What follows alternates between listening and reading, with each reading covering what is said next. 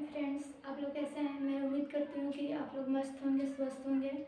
मैं आप लोगों को वैसा क्वेश्चन बताऊँगी क्लास 10th का जो आने वाले हैं या फिर आने की संभावना है। तो ठीक है दोस्तों, मैं आप लोग को ज़्यादा टाइम वेस्ट न करते हुए टॉपिक की ओर बढ़ती हूँ। तो जैसे कि बोर्ड पर लिखा हुआ है, पहला नंबर टॉपिक है कि यूक्लिड विभाजन प्रमेयिका द्वारा एचसीएफ ज्ञात करना है। जो ये चैप्टर 1 का सवाल है क्लास 10th का। तो मैं इम्पोर्टेंट क्वेश्चन करवाऊंगी जो ज़्यादातर पूछे जाते हैं। तो जैसे कि यहाँ पे आपका पहला नंबर सवाल है, कह रहा है कि यूक्लिड विभाजन एल्गोरिथ्म का प्रयोग करके एचसीएफ ज्ञात करें। तो सबसे पहले मुझे जानना होगा दोस्तों कि यूक्लिड विभाजन प्रमेयिका या तो फिर एल्गोरिथ्म होता क्या है। ठीक है, तो यूक्लिड विभाजन प्रमेयिका या तो फिर एल्गोरिथ्म, इसका फार्मूला होता है दोस्तों, इसका फार्मूला होता है ए बराबर बी क्यू प्लस आर। जहाँ ए क्या होता है, जहाँ ए होता है भाज्य और बी होता है भाजक और यहाँ पे क्यू होता है भागफल और आर होता है शेषफल। ठीक है, जैसा कि अगर हम लोग यहाँ पे भाग अगर आप लोग देते हैं तो बीच में जो होता है उसको ए मानेंगे, यहाँ पे जो होगा उसको भी, जिससे भाग लगाया जाएगा उसको बी मानेंगे, और जितना बार में भाग लगाएंगे दोस्तों उसको क्या मानेंगे, क्यू मानेंगे। जो नीचे आएगा उसको क्या मानेंगे, आर मानेंगे, जिसको क्या कहा जाता है, आर से शेषफल होता है और क्यू से भागफल होता है और ए से भाज्य होता है, बी से भाज्यक होता है।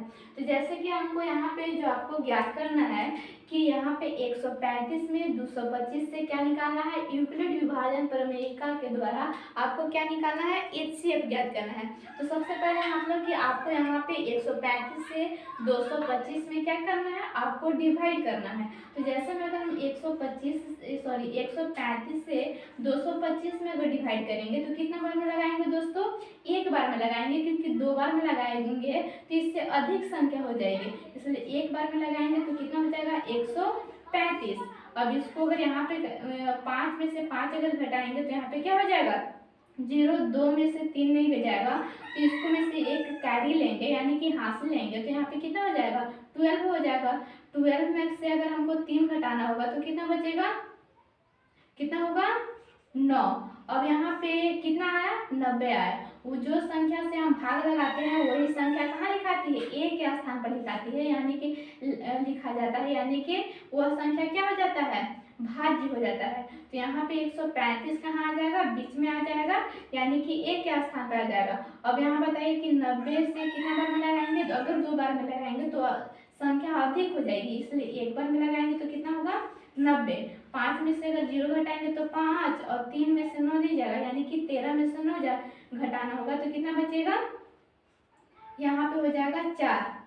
अब यहाँ पे 45। अब बताइए आप लोग दोस्तों, क्योंकि मैंने अभी जस्ट बताया कि जिसको से डिवाइडर हम लोग आते हैं वो संख्या कहाँ आ जाती है, बीच में आ जाती है। जैसा कि 135 से अभी मैंने जस्ट लगाई थी भाग, तो वह संख्या आगे नेक्स्ट केस में क्या आ गया, बीच में आ गया। उसी तरह से आप अभी जस्ट बताइए, आप लोग बताइए कि यह जो 90 है वह कहाँ आएगी, वह 90 जो है वह ए के स्थान पर आएगा, यानी कि बीच में लिखाएगा, तो यहाँ पे हो जाएगा 90। अब बताइए कि 45 दूना कितना होता है, 90 होता है, तो 2 यहाँ पे लिखेंगे 45 दूना 90।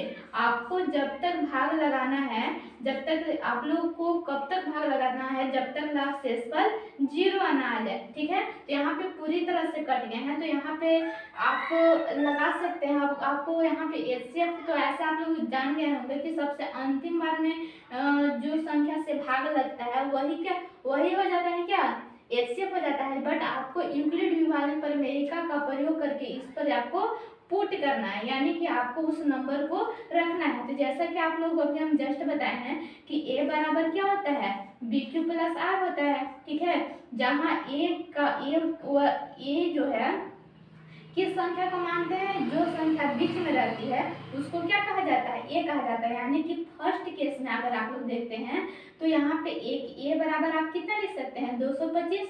तो ए के स्थान पे आप क्या लिख दीजिए? 225। बी के स्थान पर मेरी वैसी संख्या जिससे आप भाग लगा रहे हैं, तो इसमें कितना से भाग लगा रहे हैं? 135।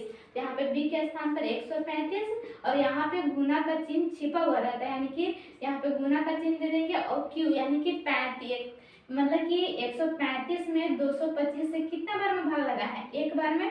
तो यहाँ पे क्यू के जगह पर क्या हो जाएगा? एक, और प्लस में आपको आप इससे एक बार में भाग लगाए हैं तो घटाने के बाद आपका कितना आया है? 90 आया है। तो यहाँ पे आर के स्थान पर 90 हो जाएगा। अब बताइए कि फर्स्ट केस में ऐसा था, सेकेंड केस अब यहाँ पे बनता है। तो सेकेंड केस में आप क्या देख रहे हैं कि ए बराबर आप क्या मान सकते हैं? जो संख्या बीच में रहती है, ठीक है। तो बीच में यहाँ पे क्या है? 135। तो यहाँ पे हो जाएगा 135 बराबर। अब यहाँ पे किससे आप भाग लगा रहे हैं? 90 से लगा रहे हैं। तो यहाँ पे बी के स्थान पर क्या हो जाएगा? 90।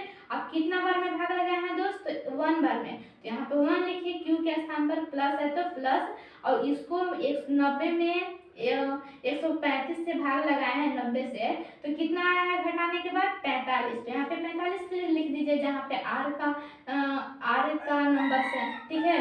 तो अब उसके बाद थर्ड केस में आपका क्या है कि थर्ड केस में आप वही कीजिए जो सबसे ऊपर में कर रहे थे, यानी कि जो संख्या ए के स्थान पर रहेगा उसको ए के जगह पे पुट करते जाइए। तो यहाँ पे ए की जगह पे आपका कितना आया है? 90। तो 90, और यहाँ पे बी के जगह पे क्या है? आप किससे भाग लगा रहे थे? कौन सा नंबर से? तो 45। तो 45 कितना बार में लगाया है? तो 2 बार में, यानी कि क्यू के स्थान पे कितना लिखेगा? 2, और फिर प्लस है तो प्लस, और यहाँ पे शेषफल कितना आया? 0। यानी कि वह संख्या जो बी का वैल्यू होगा वही आपका क्या होगा? एचसीएफ का, जो सबसे आखिरी में जो बी का वैल्यू होगा वही आपका एचसीएफ का मान हो जाएगा। यानी कि आपका बी बराबर सबसे आखिरी बार में कितना आया है? 45। तो आपका एचसीएफ यही हो गया, ठीक है। आपको जब तक भाग लगाते रहना है जब तक शेषफल हमको 0 ना हो जाए, ठीक है दोस्तों। तो आप लोग उसी तरह से आप सेकेंड क्वेश्चन को आप खुद से सॉल्व कीजिएगा। तो मैं आज बस इतना है। धन्यवाद।